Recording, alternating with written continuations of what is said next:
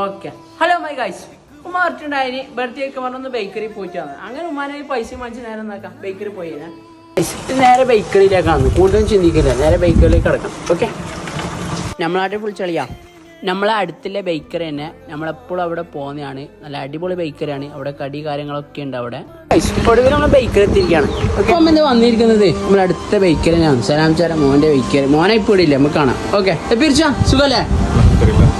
നമുക്ക് വെച്ചാൽ നല്ല അടിപൊളി കേക്ക്. അന്ന് ഒരു കേക്ക് എടുത്തോ, 100 രൂപ കൊടുത്തോ.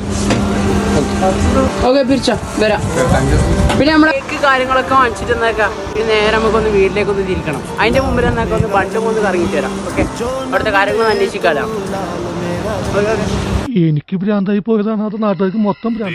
അപ്പൊ ഗൈസ്, ഒടുവിൽ ഞങ്ങൾ ബണ്ടും എത്തിയിരിക്കുകയാണ്. ബണ്ടിന്റെ ഭംഗി കാണുന്നില്ല.